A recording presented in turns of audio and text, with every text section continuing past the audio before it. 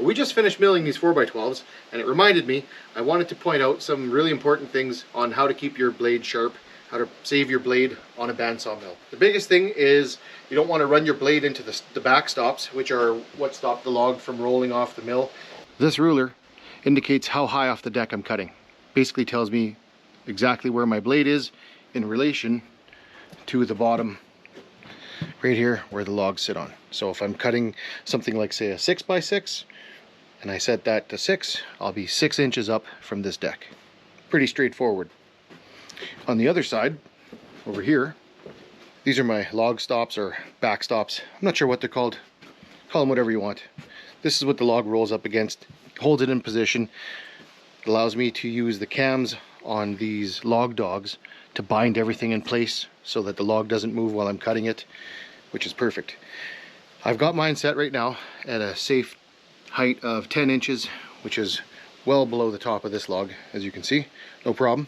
Where the problem happens is that sometimes when you're doing a bunch of cuts on a log, you're turning it this way and that, you sort of forget what height these are set at. Now this mill comes specifically with something to help avoid that from happening. Where is it now? Come on. Oh, there it is. It's basically a safety device that lodges into here, and you set it in front of your blade. It's a great idea. The only problem is when you're milling huge logs, they're not always perfectly symmetrical. This is a really nice round log. They don't all look like that. Some of them get pretty gnarly. On the ones that get gnarly, that thing tends to get in the way. Any kind of safety device that you have to remove is basically useless. I take that thing out of the way, but in doing so, I've used these the other way, and you can see where I've run into them. Full speed ahead. That's hard on blades. This metal and your saw blades, they don't mix well. And they're expensive. In order to avoid that, whatever height I set my backstops to,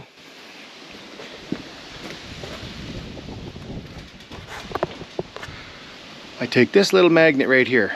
It's like a 10-cent magnet versus $35 to $45 blades depending on the season. And I set it on the ruler directly in front of my face at whatever height the backstops are at.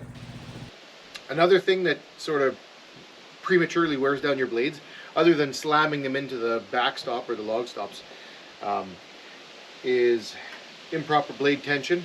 That's a quick fix. Torque wrench. Oh, the other one. Dirty logs. I have been having such a nightmare going through blades, and it's because I'm lazy. I'm really lazy, and I don't like to peel the logs. Anytime a log comes out of the bush, most of the time they're skidded. That's the only way to really get them out. So sand and gravel and all kinds of crud gets embedded in the bark, and as soon as that blade touches that sand and gravel, it's cooked. I've had occasion where I've been pushing a. Did you have something to add? No. Okay.